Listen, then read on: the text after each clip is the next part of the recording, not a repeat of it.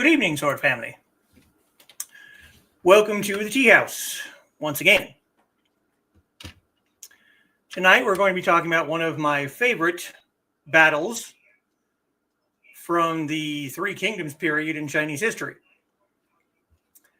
The Battle of Red Cliffs, also known as the Battle of Chirpi.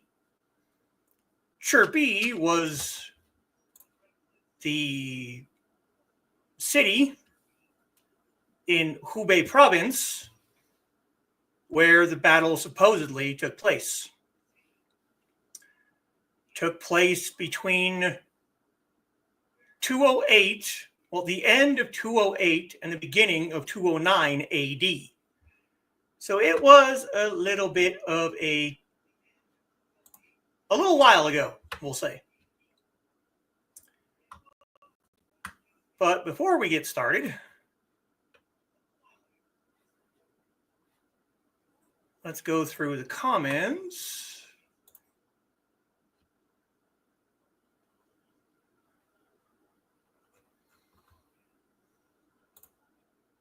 And first through the door at 5:02 was my lovely Foxy. Hello and welcome to the Tea House. And 5 minutes later, one of my patrons, Dan Hollyfield, joins in. Good evening, Dan. And Foxy greets Dan, and Donna is joining us. Hello, Donna. Greeting Foxy and Dan. And Foxy greeting Donna. And Dan greeting Donna. And there's my kitty. Evening, kitten. And Carl is joining us. It's alive! Carl is alive. Good job. Good evening, Carl. And Donna greeting Kitty and the Witsman dude, and Foxy greeting Kitty and Carl. And Foxy saying, don't forget to like and share, because, yeah, I'm just not, not good at it.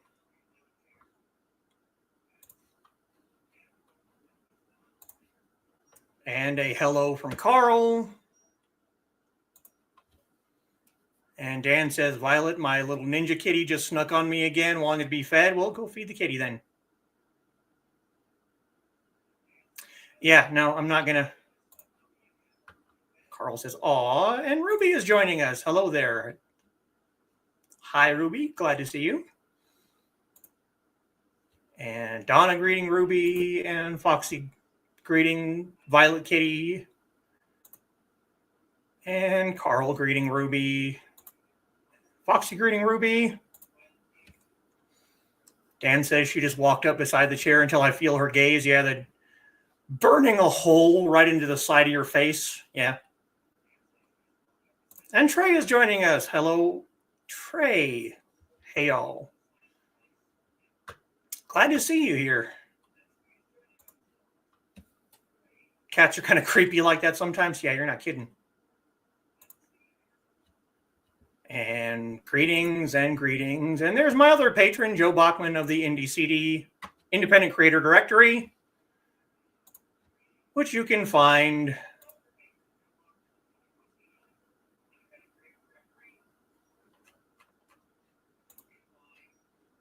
where are my banners? Right here. Authors, artists, streamers, musicians. It's just a really great place. And I'm very, very glad to be a part of it.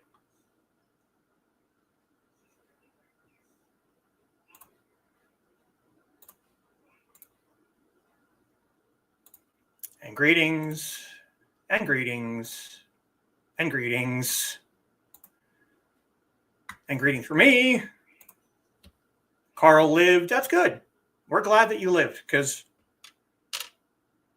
some of us were a little concerned there towards the end. Yes, that's good. And Robin is joining us.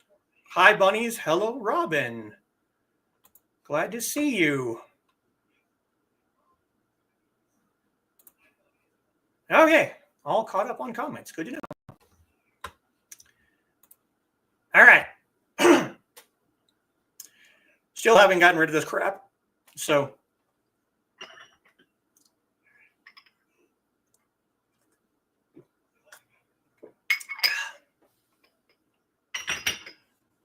Battle of Red Cliff. Now, we have to back up just a little bit to give you a little bit of background on what was going on in China at this period of time. Ooh, Robin's had her longest stream ever. Yeah, I did that last weekend with my interview with Nick that was like 2.5 hours long. But I did reach out earlier this week to a couple of fellow Chinese martial artists to see if they would be willing to come on for tea time at later dates. And one of them said yes. So keep an eye out for that sometime in the future. We have to figure out, logistics and all that stuff.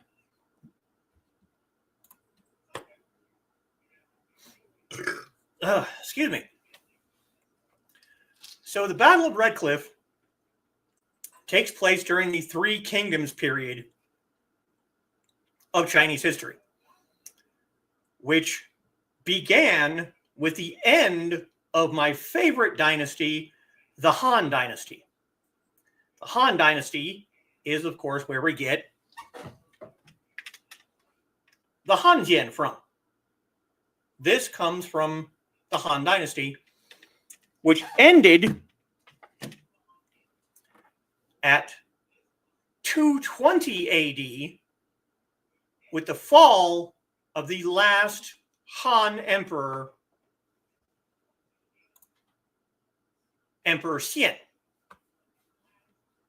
who rose to the throne in 189 at the age of 8, but was, of course, 8, so was mostly just a figurehead and really had no control over people. The Three Kingdoms period lasted for around 60 years, from 220 to 280 AD. The Three Kingdoms period was a portion of the history where all of the country that would become China was a bunch of small warring states. It wasn't one big homogeneous mass that it is today. It was just a bunch of small vassal states headed by warlords. There was the kingdom of Shu that was led by Liu Bei, who was actually a relative of Emperor Xian. So he thought that he had claim to the throne. There was Wu, which was the Sun family. And then there was the kingdom of Wei. And Wei was run by Cao Cao.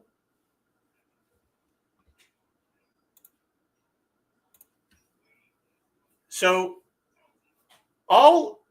these three mostly were the main players during the Three Kingdoms period. There were other kingdoms, there were other smaller vassal states, but it was mostly Wu, Shu, and Wei.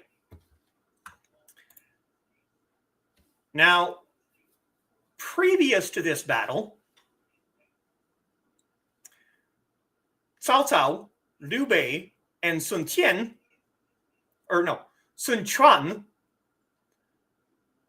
had worked together during the Yellow Turban Rebellion, they had done campaigns to get other states under their control. But Cao Cao wanted more power. He wanted to be the main guy. So he was appointed chancellor in 208, and basically that's how he founded the Kingdom of Wei. He wanted all the power.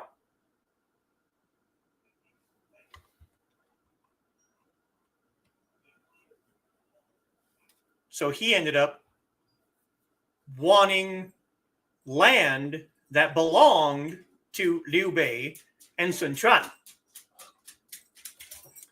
But they weren't going to give up their land easily.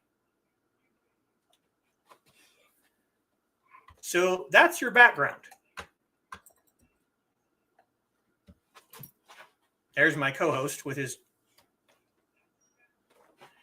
chew toy. He wants to come and say hello to everyone. Foxy puts on her edumacation hat. Edumacation! Yes.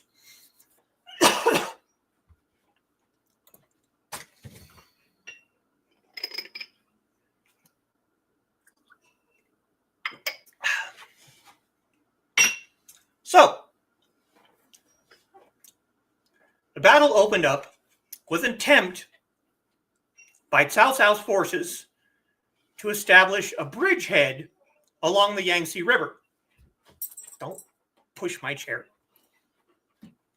But he failed. They were able to push him back. But undeterred, he went to get his naval forces to ride on the Yangtze to be able to attack along the riverside.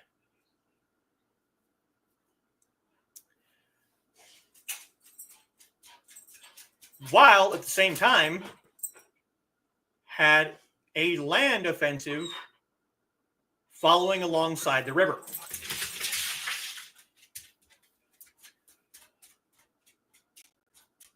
Which, again, he lost. Didn't do so well.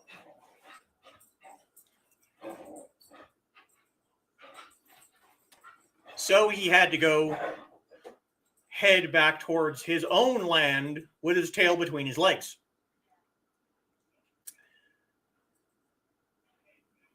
And during this retreat, Cao Cao's men were getting stuck in the mud, and they were getting sick from being cold and wet all the time. But he was eventually able to get to Huarong Pass, which was where he was trying to get away, to get back to his own land. And Trey has the squeegee of knowledge at hand. Good. Yes, Inigo is having zoomies. I'm sure you can hear him back there. He's not being very quiet. I'm trying. I know you're trying. It's all right. Now, I should stop here for just a minute to let people know that the only reason that I knew about this battle was because of a video game. Something that I have said in the past, I don't know if I've ever said it here, but I've said it in the past. I have learned more world history from video games than I learned in school. Not to get political, because I really try to avoid that most of the time, but the American education system, when it comes to history, is fairly xenophobic. You learn a lot of American history, and even that is not always 100% accurate, because history is written by the victor. So there's a lot of sugarcoating and a lot of not necessarily straight facts being taught. But when it comes to world history, it's almost always like one small little section in a history book. And it's usually like really big things that happened that also happened to tie into American history. Like finding out about, well, just for example, 1930s Germany. I don't know why I'd bring that up right now, but 1930s Germany, when the Nazis took over Germany and led to a world war, things like that. But I learned a great deal of history, world history, from video games. I learned more about Italian history from the Assassin's Creed games than I ever learned in school. I learned more about Chinese history from the Dynasty Warriors video games. And Dynasty Warriors is based on a book or series of books called The Romance of the Three Kingdoms, which is part history and then some embellishments thrown in here and there. Similarly, I learned about Japanese history from the Samurai Warriors video games, which are basically the same thing, only in Japan. Samurai Warrior, Dynasty Warriors. The only real issue historically with the Dynasty Warriors games is that depending on which side you play on, when you get to the end of your campaign, your side's going to win, which unfortunately is not what actually happened. So that's where the embellishment comes in.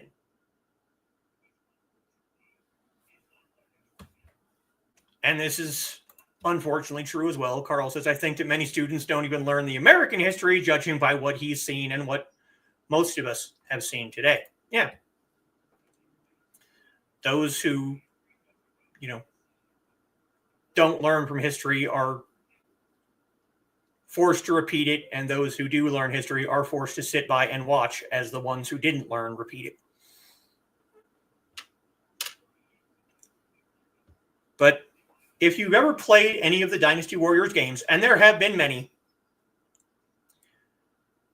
you can play as officers in one of the three kingdoms, or you can play as the head of the kingdom itself.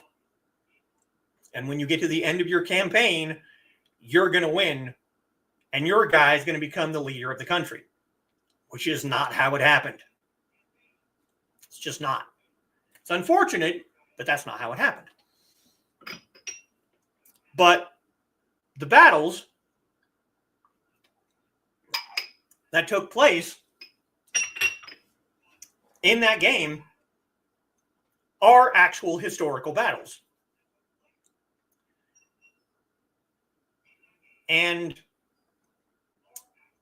from what I can remember, the outcomes from those battles are generally correct. There might be a little embellishments here and there, but that's kind of how things work when you have historical battles. One side's going to talk about how great they were, and the other side's going to do the same thing. But at the end of the battle, you have a winner, you have a loser.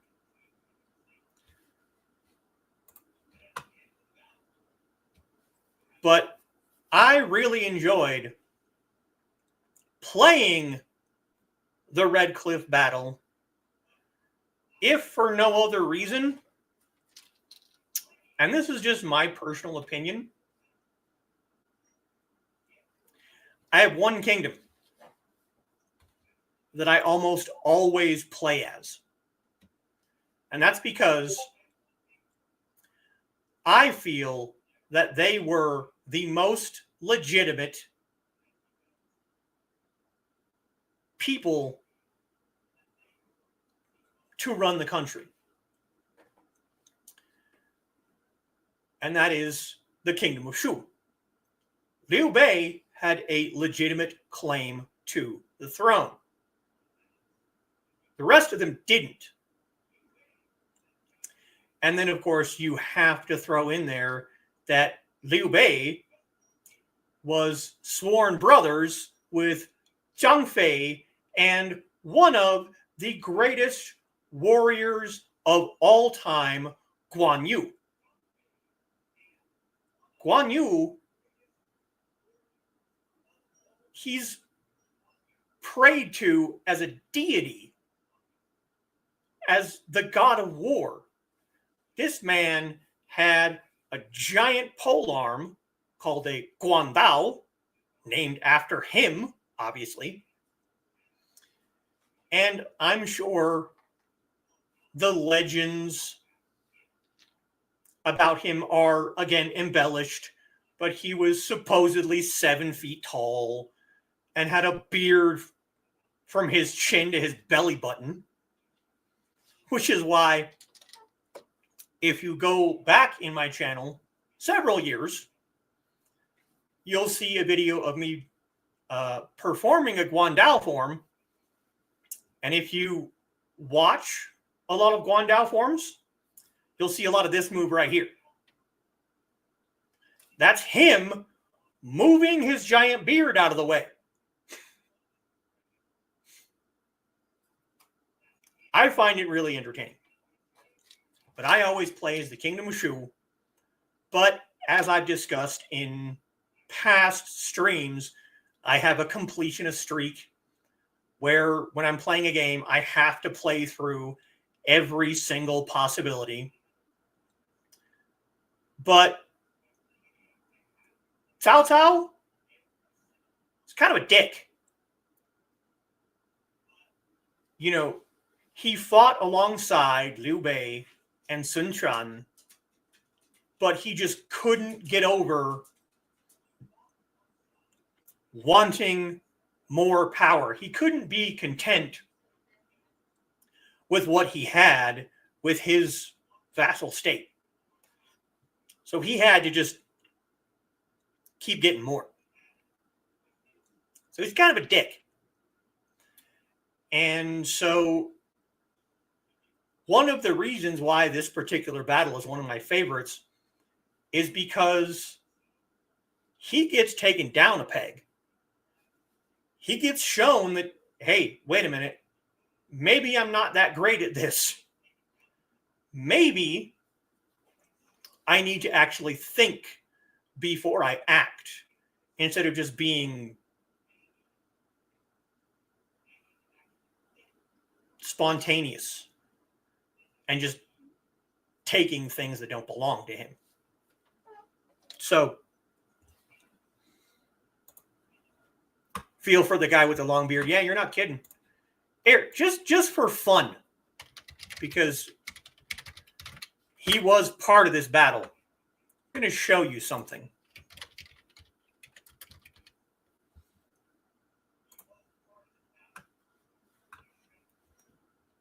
I can find a decent picture of him.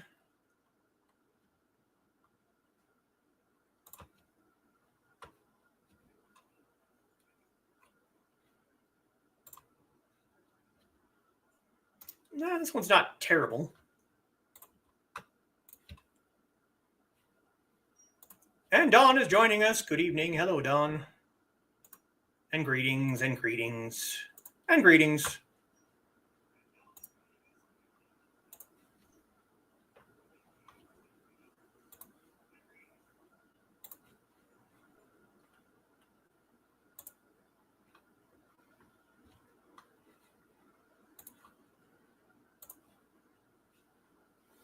That's Guan Yu. Or a artist's rendition, we'll say. The beard is not as long here. It's basically like mid-chest, but yeah. He was a big guy. And he was part of this battle.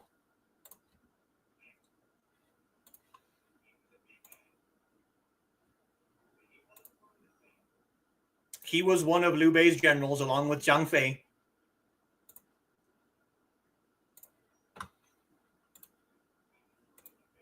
And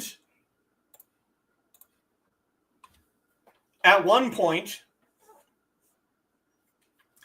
he actually gets, not in this battle, I don't think, but he gets captured by Cao Cao.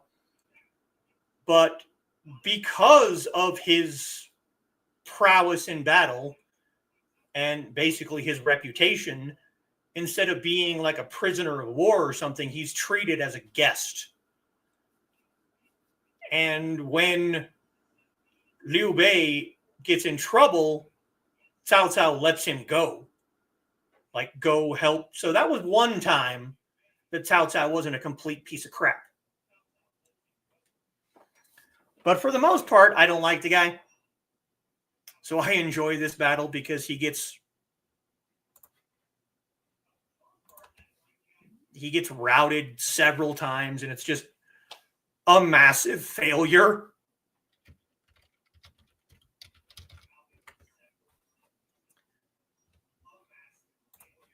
It's kind of great.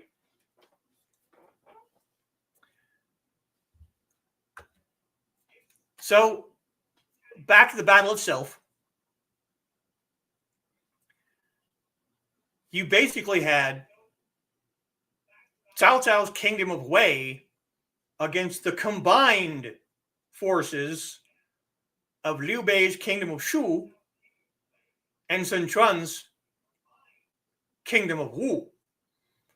So that alone should tell you how arrogant this person was.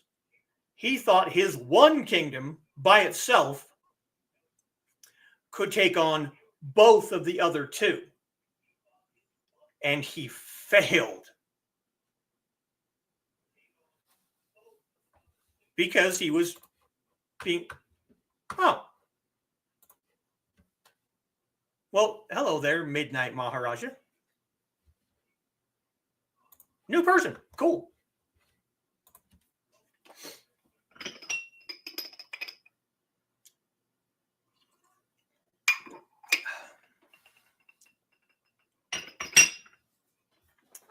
So, after Cao Cao retreated, Sun Quan and Liu Bei were not going to let this go. They could have just been like, go slink back to Wei with your tail between your legs, but they wanted to teach him a lesson. So they sailed upstream to the area of the Red Cliffs, where they encountered the vanguard of Cao Cao's kingdom of Wei. But unfortunately for them, they had incredibly low morale. A lot of them were sick. And then, of course, they had to march while being sick. So they were not in the greatest of spirits.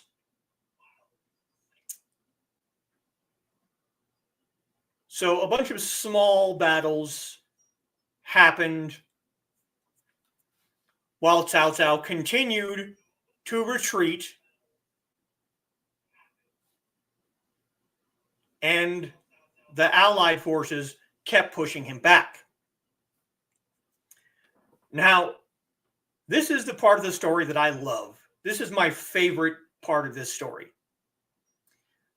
Cao Cao had chained all of his ships together, which supposedly was to reduce seasickness in his navy, which that alone makes me laugh.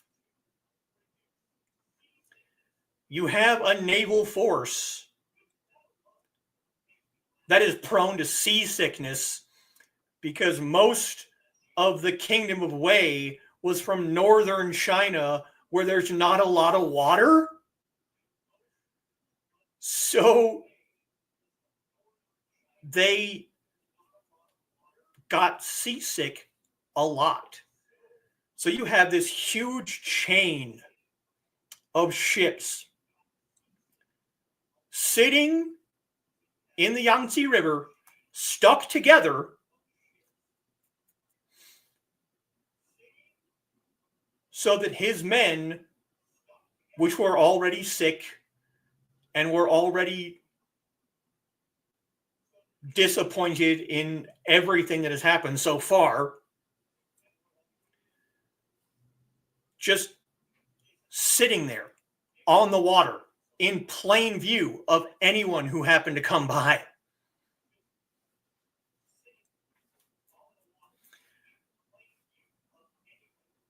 And of course, they were seen. And a divisional commander sent Cao Cao a letter feigning surrender. And they prepared a squadron of ships and sent them towards all of his ships. But there were no people on these ships. They had been filled with kindling, reeds, and oil. So when the ships got close enough to Cao Cao's navy, the Allies set fire to the fire ships.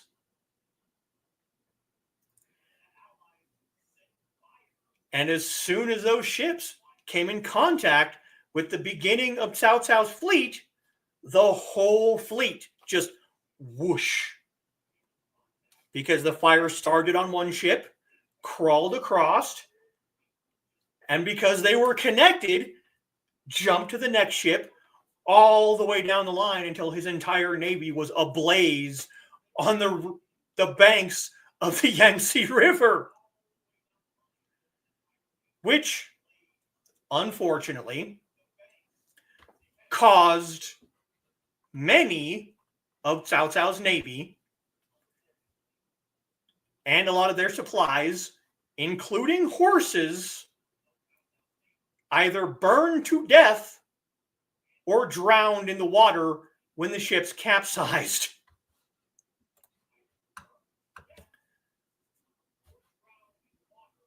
Yeah, facepalm is right. Let that be a lesson to you, kids. If you're engaging in a naval battle against a superior force, don't chain your ships together.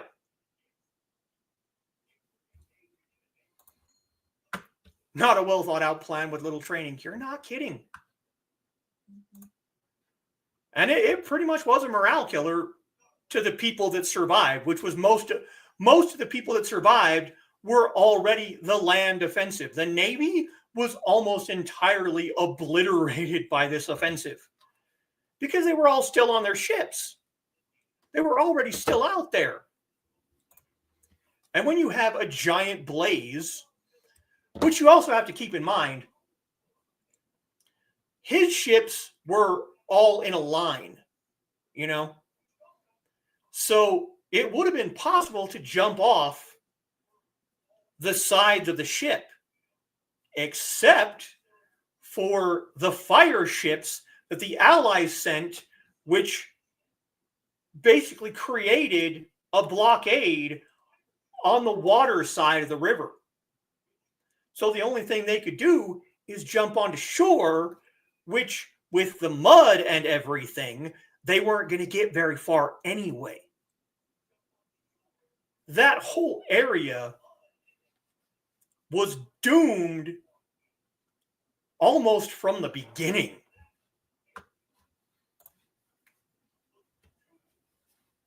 Now, following the fire ships, Zhou Yu, which was a officer, led a lightly armed force to capitalize on the assault. And Cao Cao's army was just demolished. Zhou Yu is also a fairly famous general. He was well known to use a spear, and there are several depictions of him as being an excellent soldier, which is why the main generals, Liu Bei, Zhang Fei, Guan Yu, Sun Quan, his brothers, they just kind of said, Zhou Yu, go. You know, the main generals were able to just sit back and watch and just send this small, lightly armored force against the remnants of Cao Cao's army. And Cao Cao was able to look at this situation and go, you know what? This is bad news. We're getting demolished. So he issued a general order of retreat and just left his remaining ships to burn and sink in the river. So what was Cao Cao and what was left of his army, once again, with his tail between his legs, retreated. He was done. He couldn't deal.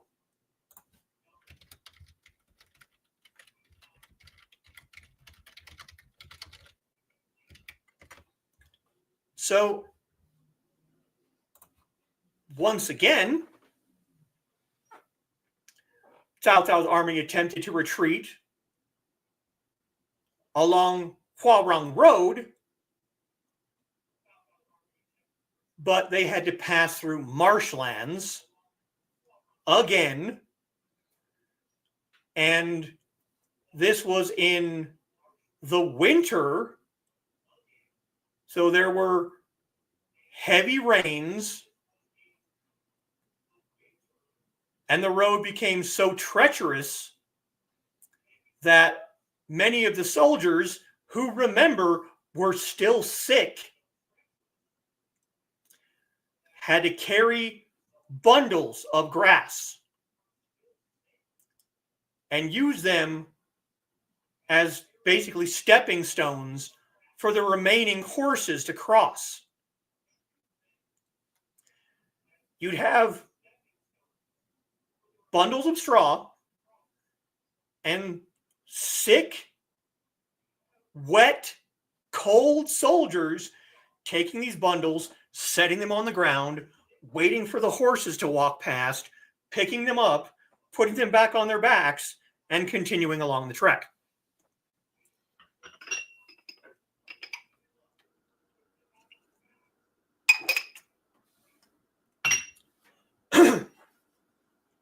And unfortunately, more of these soldiers drowned in the mud or got trampled to death by the horses. So this was not a good battle. And then you had the Allied forces led by Liu Bei and Zhou Yu continuing to give chase. They could have very easily just said, let him go. He is routed. Let him go back home, lick his wounds. Maybe he'll learn from this. But they said no. This guy was an ally of ours. We sat across from him and planned a battle against the Yellow Turban Rebellion. We drank with him, and then he decides to pull this. No, no, no, no, no. So they continued to give chase over land and water, and that, along with all of the sickness and Cao Cao's forces quickly running out of rations, destroyed the remaining forces. Cao Cao then retreated all the way back north to his home base, leaving one of his children to guard one of their outposts, and then two other generals to guard farther outposts.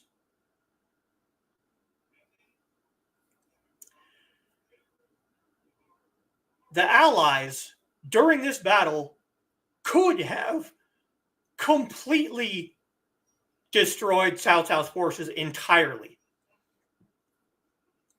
But you still had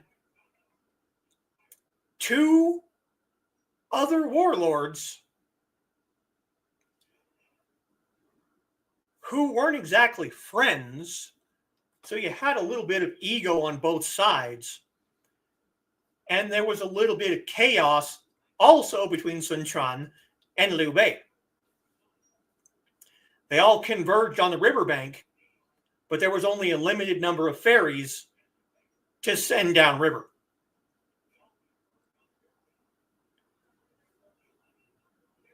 So to restore order, Sun Quan sent one of his generals, Gan Ning, to establish a bridgehead in the north and a small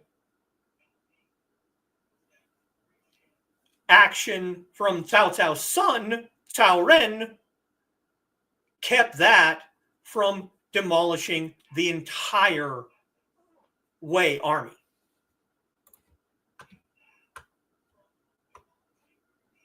Yeah, sounds like a good plan if you want to lose everything. You're not wrong. Now that's the entirety of the Battle of Red Cliff. You know, you have Cao Cao's army trying to come south to establish a bridgehead. You have the allied forces of Sun Quan and Liu Bei from the kingdoms of Wu and Chu saying, no, no, no, no, no. Then you have them retreating. Well, then you have a naval battle alongside a land battle, them retreating, a lot of their army getting sick because they're not used to being on the water.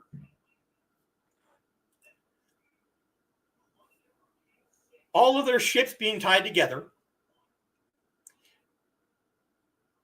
Then the Allies, seeing this, they send fire ships that demolish most of Cao Cao's navy So he has to retreat yet again. But the Allied forces saying, no, you're still not done yet, and basically pushing him all the way back north to his home base.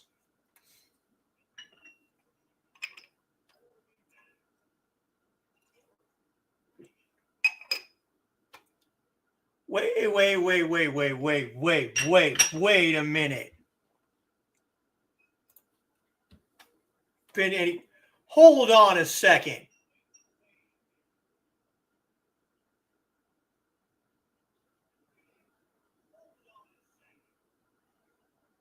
Midnight?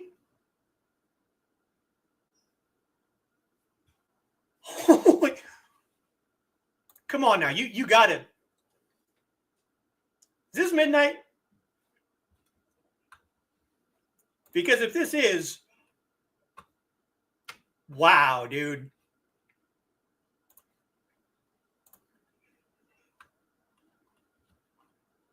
You got to say something, bro. Because if this is who I think it is,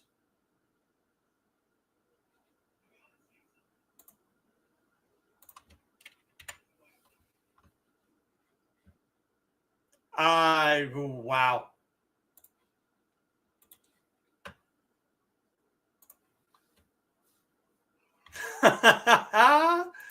Oh my God, dude.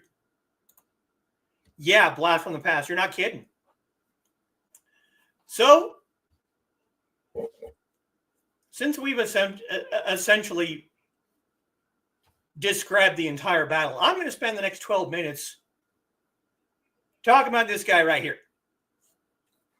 This is my buddy Midnight. I met Midnight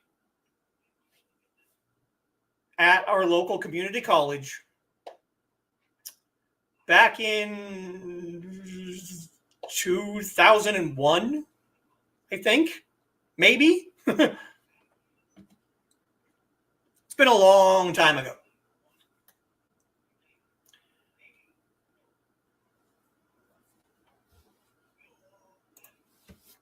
Battle and So Insane. I'm surprised Puppet History hasn't covered it yet. Well, there's actually, before we get into Midnight, there's a movie out there. Hang on.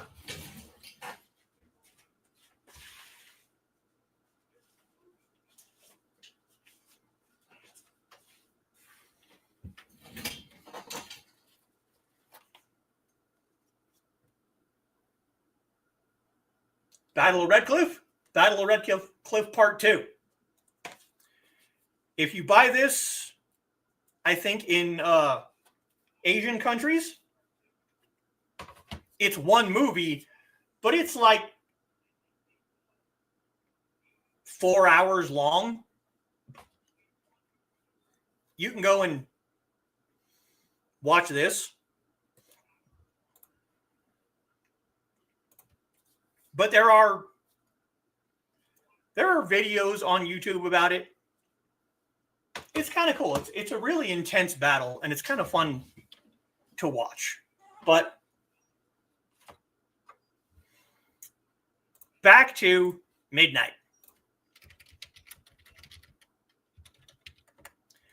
I was at my local community college. I was taking classes at the time. And I had a block of classes. I had one class at like 1:50. And then I had another class at like 2:30.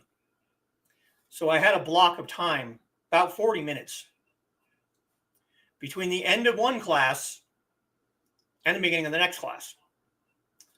So what I would do is, instead of going back home, which I could have done, this is a small town.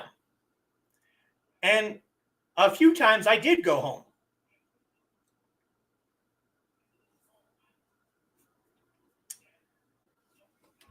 Yeah. This is one of my partners, Midnight. This is my partner, Foxy. Nice to meet you. He speaks of you often. Yeah, she's heard some stories.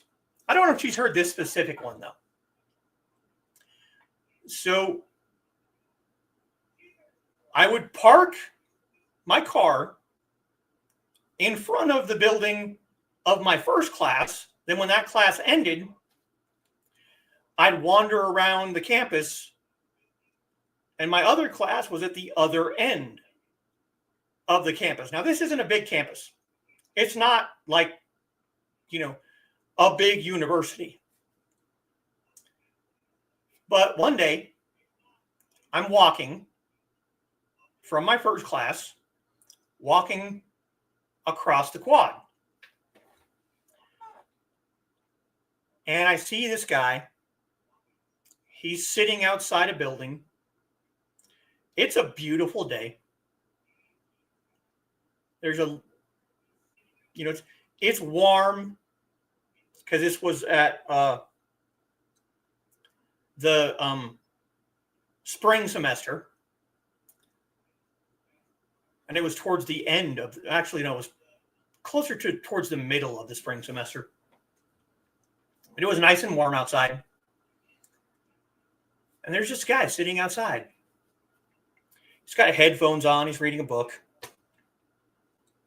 which is not unusual, But what is unusual is this is probably the darkest man I have ever seen.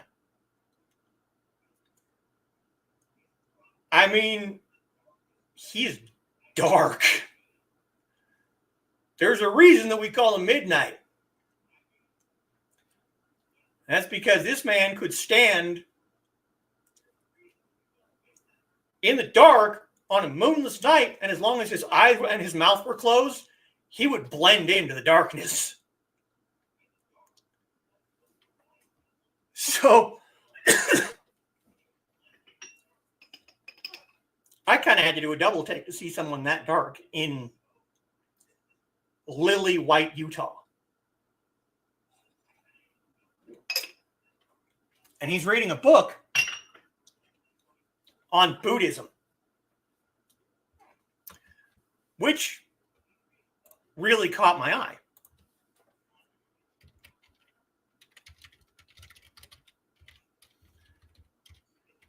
And I was like, maybe I can, stop and talk.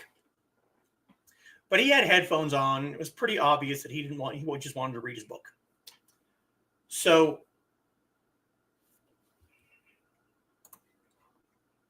and there's some greetings back to Foxy. So I went to my class. And the class was 50 minutes long, just like the other one. I want to say it was a science class of some kind. I don't remember that much. I get done with class and I'm walking back across the quad, back towards the other building where my car is parked. He's still there. Only this time, he's got a couple other guys talking to him. And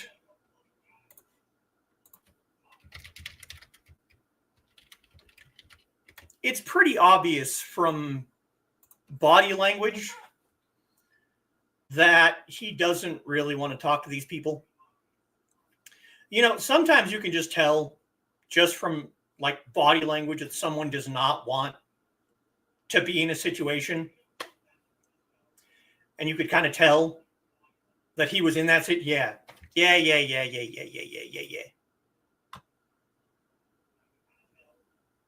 How's it going, Midnight? Holy cow, dude. It's been a while. We're going to have to talk. And you're on Twitch.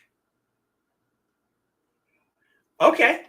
All right. We're going to have to figure out some way to correspond here because we got some catching up to do, bro.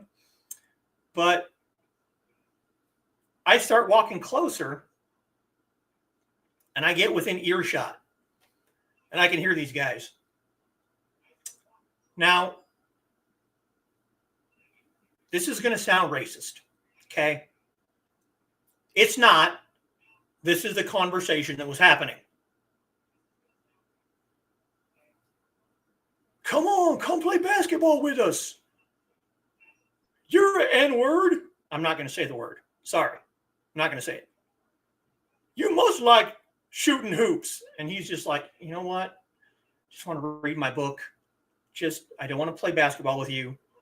And they're just hounding him. Now, I don't know how long this had been going on, but it was fairly obvious it had been going for a while. So I kind of walked up, and these guys are, taller than me because they're basketball players. And I kind of walk up and I'm like, hey, leave him alone, guys. He doesn't want to play. Just let him read his book. Well, apparently that offended them a great deal.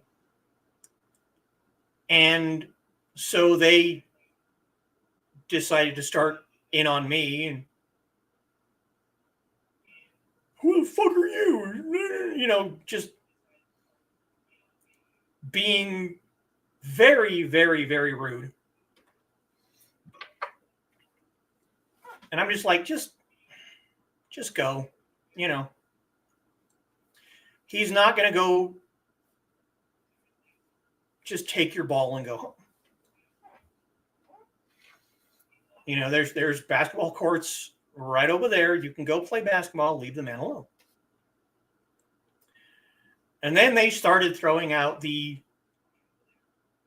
gay slurs. Oh, you'd like that. You'd like to watch us play with our balls. And I'm just like, not really.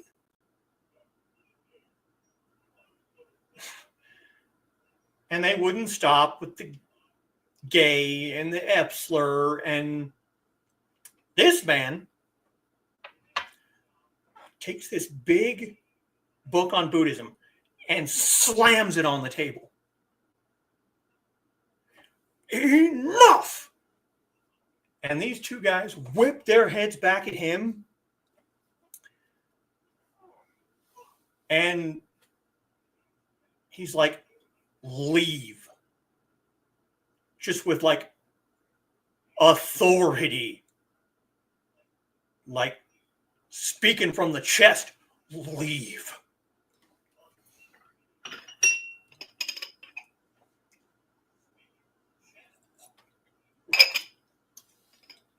And they picked up their stuff and left.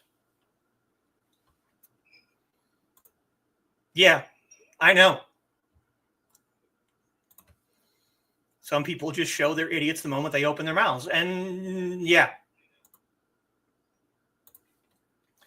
And they left. He picked up his book. And put his headphones back on. And I'm like, okay, he doesn't want to talk. He wants to read his book. So I go to walk away. And I get, I don't know, maybe 4 or 5 steps away. And I hear, hey, wait up.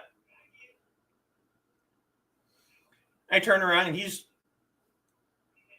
kind of walking towards me. He takes the headphones off. And he's like, everyone always assumes that I want to play sports.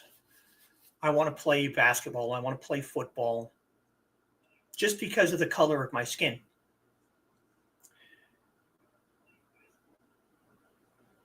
And sometimes I just want to read my book. And I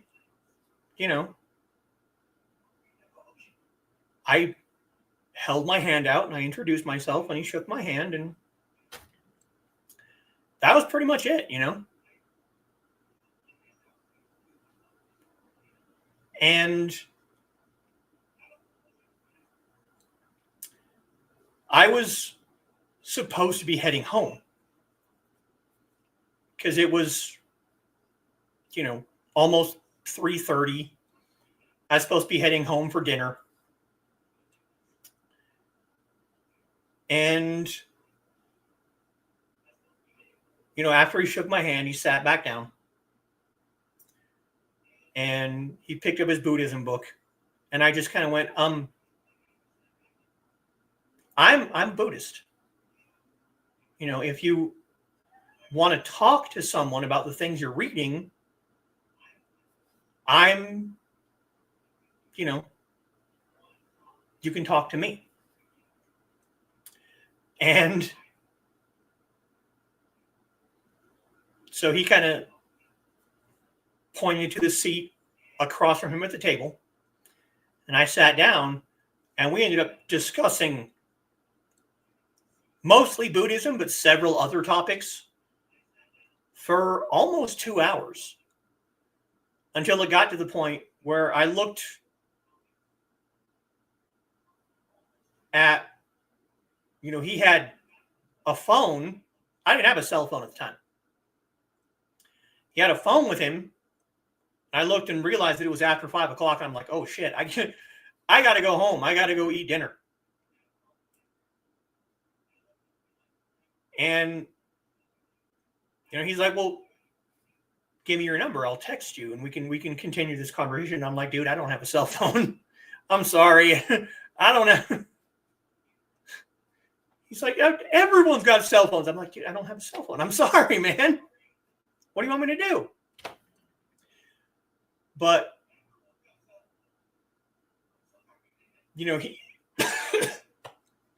he gave me his number and his email address.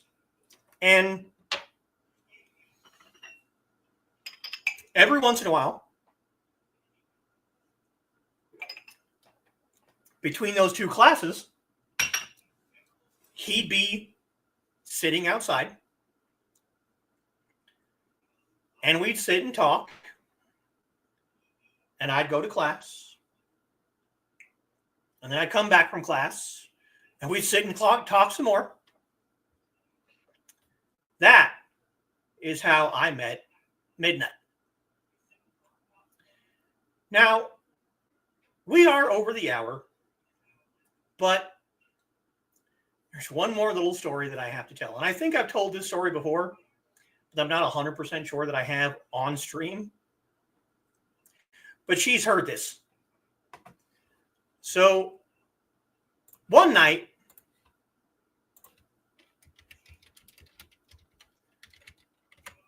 me and Midnight are just hanging out. And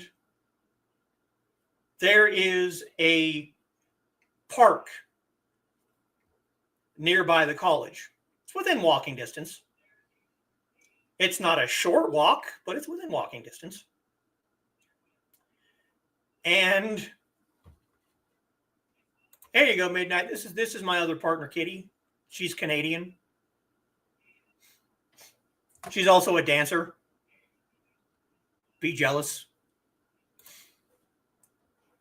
But we're walking in this park, and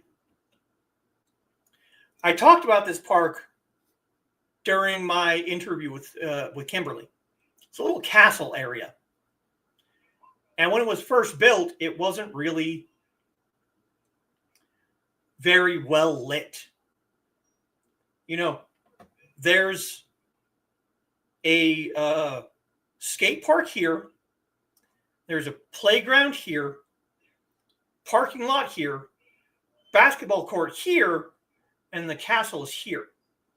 Well, the skate park, the playground, and the basketball court are pretty well lit, but the castle's really not. It is now, probably because of things like this. But at the time, it really wasn't very well lit. So we're hanging out.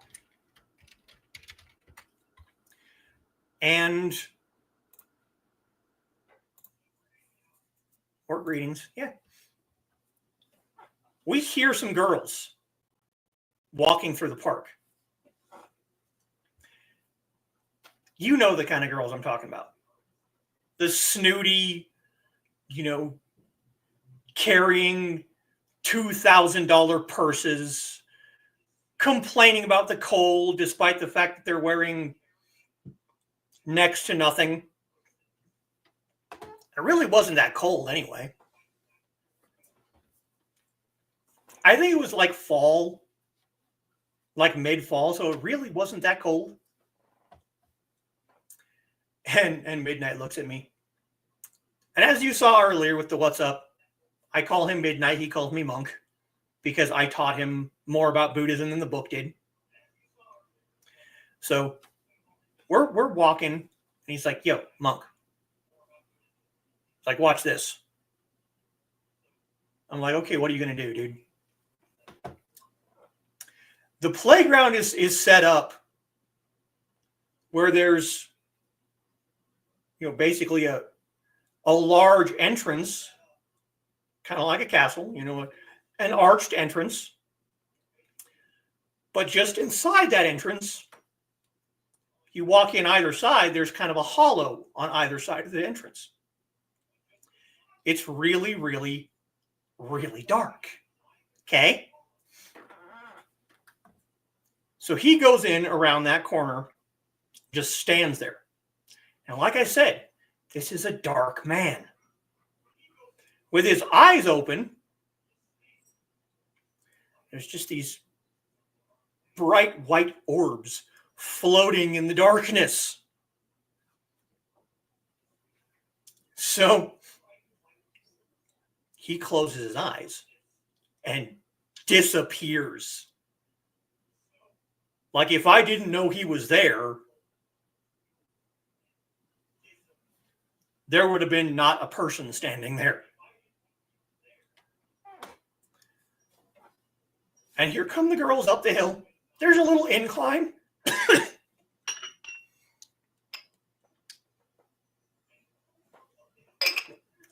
There's a little incline from the basketball court up to the castle. They're walking up. And I'm like,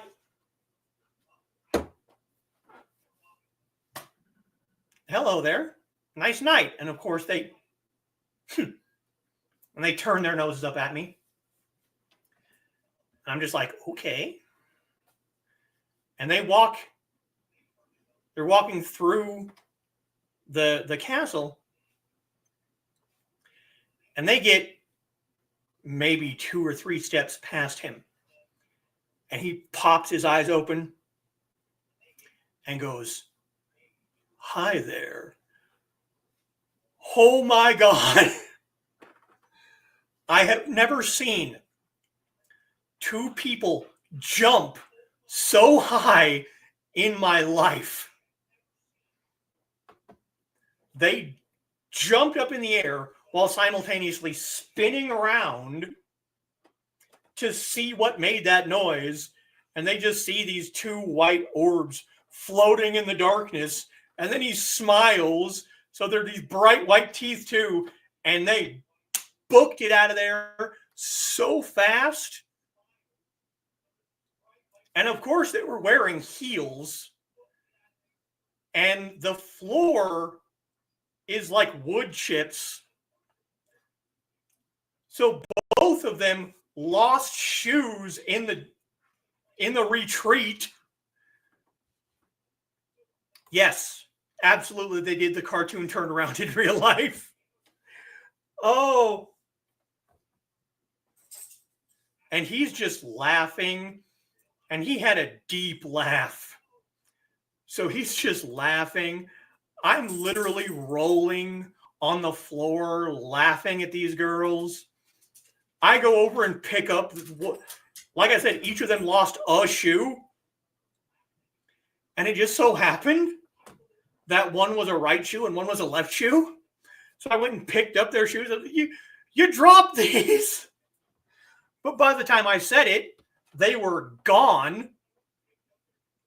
So I'm like, what? I handed him the shoes like a trophy. Yes, it was awesome. And he kept them. He kept the shoes in his dorm room, just sitting on a shelf. And anytime the people would come in and ask him about the shoes, he would tell them the story. It was hilarious. It was, wow. But, you know, that has absolutely nothing to do with the Battle of Red Cliff. I have other stories with and about midnight, but I gotta know. I gotta know.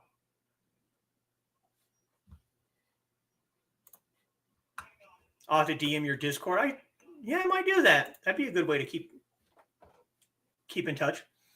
How did you find this channel, man? I have to know. Because if you just randomly stumbled across this, that has to be the most like fated encounter ever. But while we're waiting, next week is World Tai Chi and Qigong Day. Last year, World Tai Chi Day just happened to fall on the local Renaissance Fair.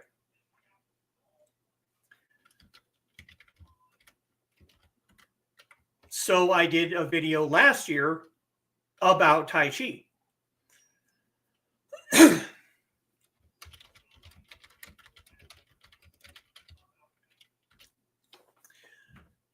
Now this year, I think I might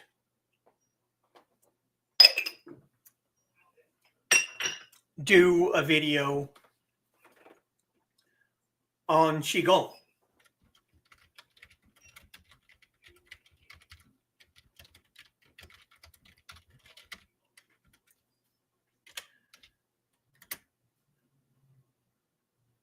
Because the two styles are linked, Tai Chi and Qigong.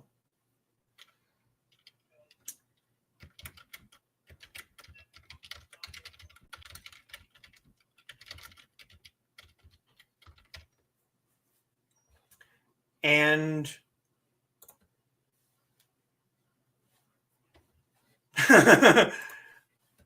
too bad you didn't have a cell phone with a camera.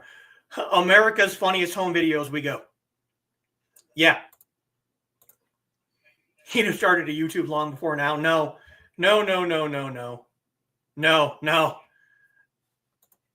I was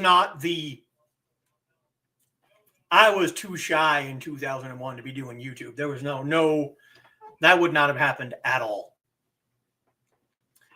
So I think that's what I'm going to do next week is a show on Qigong. And again,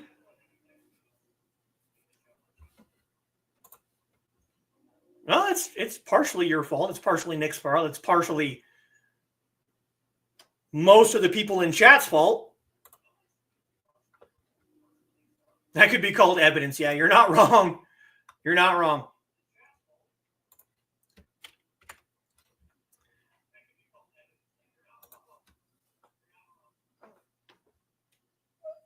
Every single one of these people, including Midnight, actually,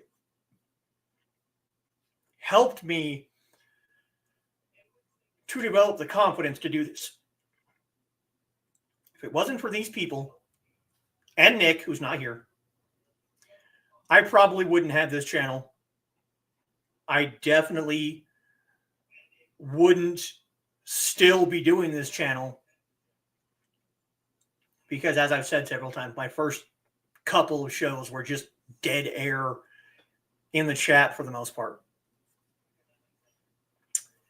And I really appreciate it. I really appreciate all of you. I've said this a million times, but there's a reason I call you all my sword family. So we have a bad habit of forcing people from their shell. Yeah. Was searching for videos on Buddhism and found you on YouTube. Okay. But don't have a YouTube account, so I searched for you on other platforms. All right, yeah. I did a full-on, stream on Buddhism a few months ago, so clings to my shell, mind my safe spot. You've already been out of your shell more than you think.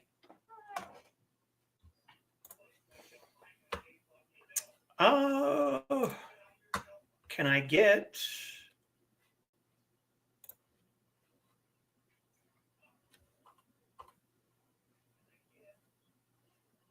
Where is my Discord?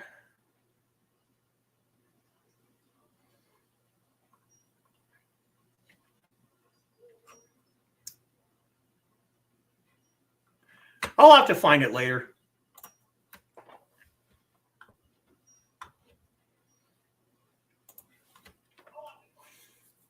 Dan has a bad habit of causing people to become writers, yeah. Still need to schedule a tea ceremony. We'll get it done. We'll get it done. Foxy wants her tea, and I want to try the stuff that you sent. So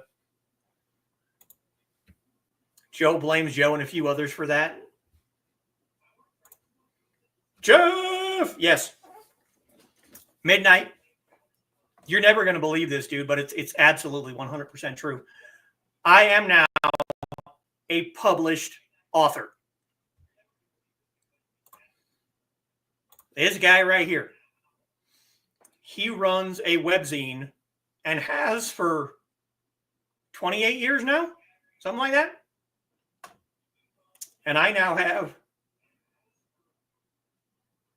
3 published stories in his webzine.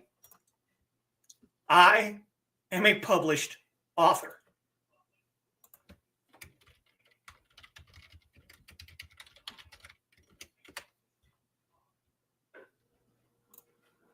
Do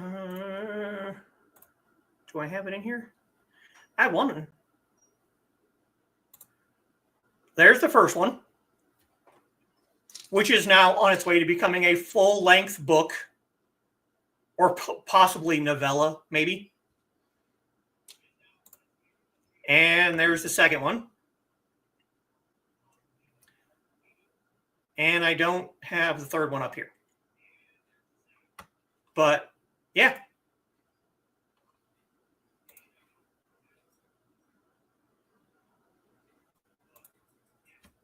Lindsay, keep asking if I've done the tea ceremony. I'm going to get it done. I was going to do it Wednesday night because there wasn't an Indie CD stream. But maybe we'll try and get it done Monday night since, again, there's not an Indie CD stream. We'll try and get it done on Monday. Yes. Published. Come a long way from collecting shoes in the park. Yeah. Yes, I know you all love Jeff. Jeff is...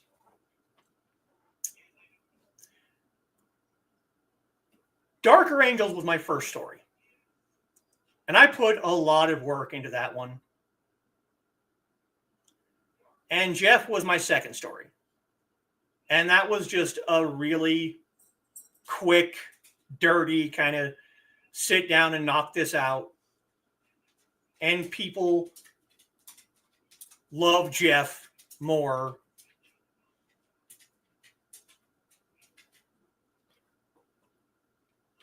than Darker Angels, which does kind of rub me a little bit, but still have had the attention to spare to get the April issue out. So worried about my grand. You know, we completely understand. Yes, we completely understand. Don't worry about it, Dan.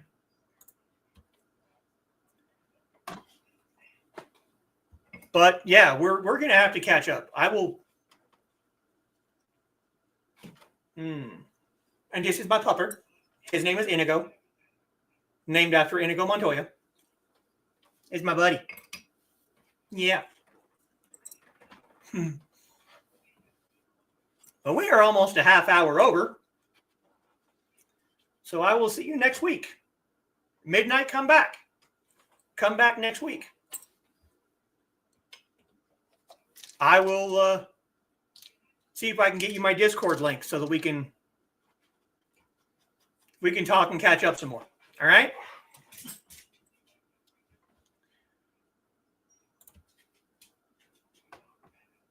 But it was really, really good to hear from you again. We got some catching up to do. Well, thank you. But I will be back next week.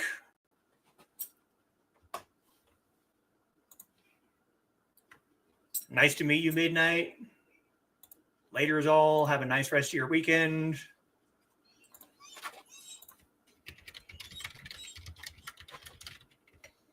I will definitely be back next week.